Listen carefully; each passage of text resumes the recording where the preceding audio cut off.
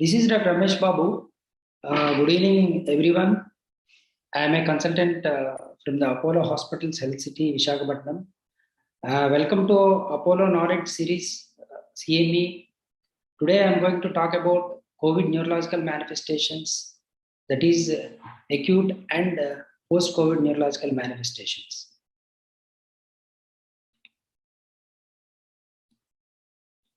So, introduction, the novel series of severe acute respiratory syndrome, coronavirus 2, emerged in Wuhan, China, rapidly spread to the worldwide. The primary manifestations are respiratory system, but it is clear that even it can affect the central nervous system as well as peripheral nervous system. The neurological complications are frequently observed in severely and critically ill patients with comorbidities. More than 80% of the hospitalized patients have reported neurological symptoms at some point of during the illness, and it varies due to the geographical localization and patient characteristics. Long-term neurological manifestations were observed more than 30% of the cases. Elderly patients with comorbidities are likely to have severe and long-term complications. So coming to the pathogenesis, the SARS-2 virus can cause the COVID-19 and it can invade the brain and via hematogenous route and is olfactory system. So with the help of ACE2 receptor, we can see here the diagram, the ACE2 receptors are attached and the virus entry point, and there are different stages of translation and budding and exocytosis. So coronavirus can disseminate from the olfactory bulb to the cortex and can reach the medulla. The ACE2 receptors are present in glial cells and neurons, especially in the ventral medulla and the nucleus tractus solitarius. ACE2 receptors are found in endothelial cells of the blood-brain system and can invade the CNS system hematogenously. And within 7 days, it can reach the whole brain and CSF as well.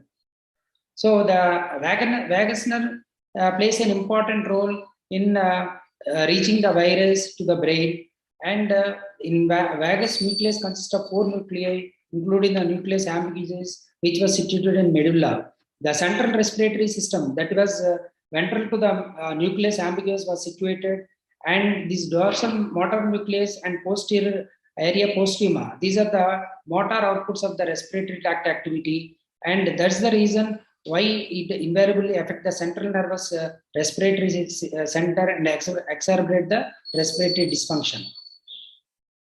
Coming to pathophysiology of complications, this virus can directly damage the receptor, cytokine injury, secondary to hypoxia, retrograde travel along the nerve fibers, affect the CNS with the major complications like acute cerebral vascular disease, encephalitis, encephalopathy, GBS, hemophagocytic lymphohistiocytosis, and medication interaction.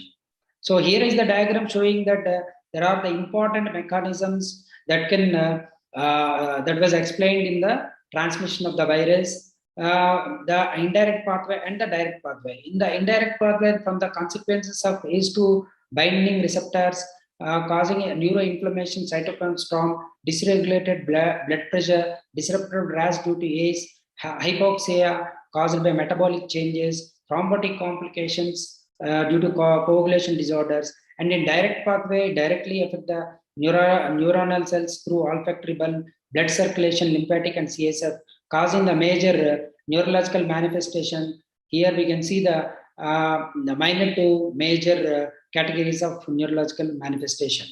So here is the slide showing the hypothesis of cytokine storm that is going to affect on the all major internal organs, including CNS. So this is the pathogenesis of slide showing that SARS-CoV-2 infection can affect the systems, multiple systems, causing the multiple system dysfunction and causing the hypoxic and metabolic encephalopathy due to coagulation abnormality, causing stroke, inflammatory reactivity, causing the encephalopathy, encephalitis-like picture and Kawasaki-like picture, and direct CNS invasion causing the viral encephalitis, viral meningitis and endothelialitis, And in peripheral nervous system and muscle involvement causing anosmia, agousia, and neuropathy and muscle injury, and post-COVID and immune-mediated causing GBS, ADEM, and AHNE. So here is the slide showing that the timeline. Here we can observe the neurological manifestations in COVID-19. The GBS, if you observe here, we can observe that the GBS is typically actually involves after 1 week to 2 weeks after the illness. But here we can see it is attacking before 1 week. So it is like more para-infectious rather than post-infectious. Here are the most common neurological manifestations. The mild will be loss of taste and smell, cephalalgia, and dizziness. And the major will be the neuropsychiatric disorders, ischemic stroke, and encephalitis. So these are the common neurological manifestations we can see in the graphs. There is 2 peaks in the smell and taste disorders, following by myalgia and headache. So this is the classification showing the dysfunction due to COVID-19 by type and site. If the non-specific symptoms like headache, confusion, dizziness, fatigue, anorexia, syncope, myalgia, nausea, and vomiting, and neuropsychiatric, anxiety, depression, psychosis, post-traumatic stress disorder. In CNS, encephalopathy, encephalitis, leukoencephalopathy, acute necrotizing encephalopathy, meningoencephalitis, stress and post-infectious encephalopathy, hypoxic brain injury. So even cerebrovascular disorders, seizures, and acute demyelination, movement disorders, all these neurological manifestations can affect, including myelopathy, cranial neuropathy, GBS, plexopathy, dysautonomia, myalgia, myopathy, myositis, and rhabdomyolysis also reported. Here is the slide showing that MRI findings in different CNS manifestations. The first one, A, is showing the encephalitis, that is diffusion weighted imaging showing the hyperintensities in the inferior right lateral ventricle, and the B1 is showing there is a medial mesial temporal lobe involvement of T2 hyperintensities. And in the second slide, it is showing the acute necrotizing encephalopathy. This is the permanent form of COVID CNS manifestation, showing the bilateral thalamic hyperintensities with evidence of hemorrhage by SW sequence. And the last two are showing there is a ischemic infarcts in the right prefrontal and the left occipital areas. So stroke, acute stroke may complicate and coexist with the COVID-19. Approximately 5% of acute ischemic stroke and 0.5 of CVT and 0.5 of hemorrhagic strokes has been reported from single center retrospective observational study which was done in China. So seizures and COVID, there is seizures has been reported in the patients with coronavirus infection. These mechanisms from the seizures development will be the hypoxia, organ failure, metabolic derangements. Even they can cause the new onset of seizures as well as in the patient with epilepsy as well. So the other causes will be withdrawal of anti-epileptic medication, stress in the epilepsy patient, fever, cytokine storm, hydroxychloroquine. These conditions cause convulsions. We have to avoid phenytoin injections in these type of patients due to drug interactions, major respiratory center depression, as well as cardiac side effects. Ketamine may cause cytokine storm, and EEG has to be done in possible settings like non-convulsive status epilepticus.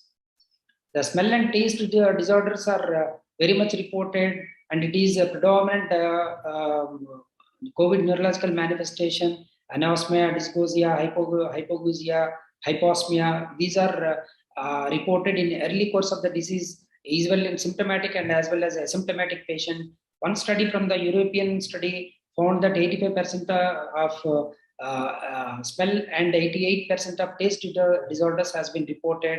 And in MRI, there are signal changes in both one or both olfactory bulb, and even after resolution, we can see in the follow-up imagings as well.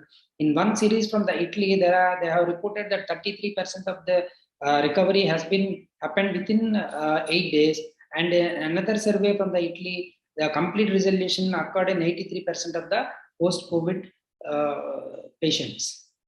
Even COVID-19 and GBS is rare, but in the timing of symptoms in GBS, it is a para-infectious rather than post-infectious, and it appears to be progress more rapidly than typical GBS, and the dysautonomic features was not observed in COVID GBS. Coming to myalgia and myositis, this is also one of the most common reported neurological manifestation, mainly in the patients who recovered from the ARDS and also in mild and moderate infectious illnesses. In Wuhan, around 11% of the patients have been reported with muscle injury with elevated creatine kinase, and myalgia is one of the most common complaint reported from the Italy, and case reports has been described rhabdomyolysis with high elevated of CK levels more than 12,000. So headache is another most common manifestation in COVID as well as post-COVID manifestation from mild to severe from weeks to months. And in patients with migraine as well as in elderly patients, they are coming to the post neuro clinic with these headaches, and typically telling there is a sensation of pressure inside the head. Sleep disturbance is also reported in the post-COVID and during the illnesses period, most commonly in the post-COVID, and they have the troubling of falling in sleep and staying asleep, and excessive daytime sleepiness, unpressing of sleep, and changes in the sleeping pattern has been observed. Fatigue and post-exertional malaise is the most common symptom and persisting neurological manifestation even after months of the COVID infection, what we are seeing now and reported as well. And this sense of fatigue brought by both the physical and mental activity, the people cannot able to return to their work, can't carry out every daily activities. The cause may be not known. The post-exertional malaise is a condition that is a very severe fatigue after a usual activity and can occur with a delay after the activity but also last for days. Anxiety, depression, and stress also reported in neurological manifestations with the post-COVID, and they have the experience of range of emotions, fear, anxiety. It could be due to maybe home isolation during the infection, stress in the hospitalization and critical care. These factors can trigger this post-traumatic stress disorder, stress due to affected persons or deaths in the family or friend circle. Some people, they may develop even mood and anxiety disorders. Coming to cognitive sequelae, this cognitive decline has been reported in an elderly patient and in the prolonged ICU ventilatory care patients in the long-term sequelae. It could be due to hypoxemia, systemic complication, microvascular disturbances, and aggravation of pre-existing cognitive deficit, especially in elderly patients. Neurological effects on the therapies in COVID-19. The chloroquine can lower the seizure threshold, interacts with the locosamide and lamotrigine, make sure that you are not giving the with the interactions, and it may precipitate the myasthenia gravis. And in the similar way, the most commonly used antiviral drug remdesivir and anti-epileptic drugs to be monitored. The tocilizumab also having reported with acute neurodeficit multifocal cerebral microangiopathy. Coming to children, the possible cause for the pediatric people will be for the decreased susceptibilities are high ACE levels in the children, high CD4 CD8 ratio, and possible role of thymus. And in special concern in children with febrile seizures, with the disabilities and autoimmune disorders. The long-term manifestations are reported here listed out. The most common will be the fatigue and the post-exertional malaise, headache, dysgeusia, anosmia, dizziness, psychiatric illnesses like anxiety, depression, post-stress disorder, insomnia, cognitive dysfunction, word finding difficulty, movement disorders like tremors, Parkinsonism, limb stiffness, myalgia, tingling, peripheral neuropathy, autonomic dysfunction, and pupillary abnormalities and autoimmune encephalitis has been reported in the long-term neurological manifestations. This is the list out of the different manifestations and with the timeline and peaks. These are the symptom neuro manifestations that was even remained even after the 6 months. The fatigue, malaise, brain fog, and headaches and memory issues has been reported more than 50%. which was published in the Lancet of Neurology. This is the one more review article published in from the Italy. Here they have reported that memory loss in 34%, sleep disorders in 30%, with difficulty in concentration of 28%, even after 100 days of hospitalization. And encephalopathy, neuropsychiatric disorders has been reported over 3 weeks period. The long-term neurological complications, the pathogenesis behind these long-term neurological complications are ongoing cytokine activation, inflammatory response, autoimmune activity, degeneration of neurons, myelin from the direct damage to the nervous system. Here there are some similarities between the SARS-CoV-2 infection as well as typical neurodegeneration. There are some overlapping process between these two that leads to these neurological CNS manifestations. So the patients with neurodegenerative disorders, autoimmune disorders, and with the stroke, they have increased risk of long-term neurological complications. The long-term complications, how you are going to work up. So these type of any neurological complication, you have to refer to your neurologist or multidisciplinary post of COVID clinic. And standard labs, including B12 and thyroid studies, MRI with MRI brain, help in the specific cases like GBS, myelitis, encephalitis, EMG nerve conduction studies, EEG, rheumatological labs if you are suspecting autoimmune process, orthostatic tilt table in autonomic dysfunction, as well as cardiac workup in the arrhythmias and monitoring, psychiatric workup in the patients with the depression, anxiety, and including psychiatric referrals. So how you are going to treat the neurological complications? The first and foremost will be the symptomatic treatment, immunomodulatory therapy if the patient is ongoing autoimmune response or autoimmune disorder if you are suspected, multidisciplinary plan action including neurology, psychiatry, physiotherapy, and rehab, and follow up with the neurology clinic and neuro-COVID clinics. So in our hospital, what we have experienced in the previous two waves, that is most commonly we are experienced in our OPDs, that is patients with anosmia, hyposmia, dysgeusia, fatigue and post-exertional malaise, anxiety, mood and sleep disorders, headaches, even including the patients who is having a history of migraine, and patients with the elderly, myalgia, delirium, Parkinsonism, memory impairment, encephalopathy. These are mostly experienced in the elderly people with these delirium, Parkinsonism, memory impairment, and encephalopathy. And we have come across mononeuropathy, that is CPN, common peroneal nerve palsies. We have come across in the OPD, and post-COVID stroke in the ICU. 2 cases we have seen with the post-COVID stroke, and 1 case with the GBS, and 2 cases with ophthalmoperisis. We have seen number of cases and severity COVID neurological manifestations reported more in second wave when compared to first wave. So the take-home message is COVID-19 has a significant devastating impact on the brain. SARS-CoV-2 has infected million people and caused 1,000 deaths each day. We are learning and developing better understanding of this novel virus. According to many studies, COVID-19 can cause both acute and long-term neurological manifestation. Most commonly observed are loss of smell and taste. This can be used as a screening tool, and fatigue, these post-exertional malaise, headache, anxiety, stress, insomnia, memory disturbances are commonly seen in post-COVID clinics.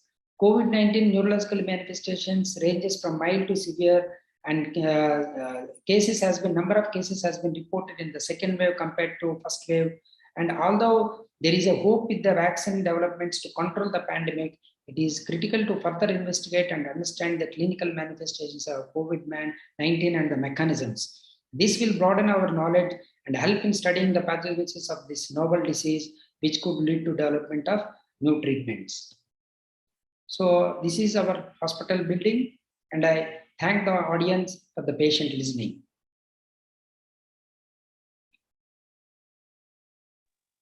Thank you, sir. Thank you.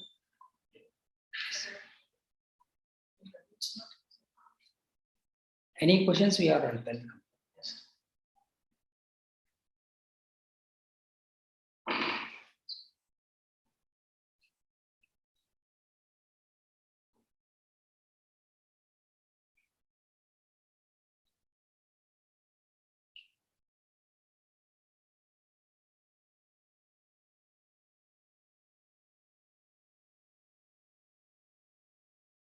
There is no more questions. We will send. We'll finish this.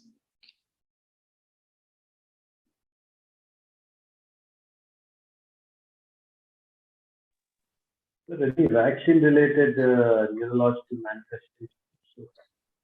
Yes, that is a very good question. So, due to the vaccination, right now we didn't found any major neurological manifestations, but the ongoing studies are some like proven this thing like with Covishield. There are some case reports are there, but still on.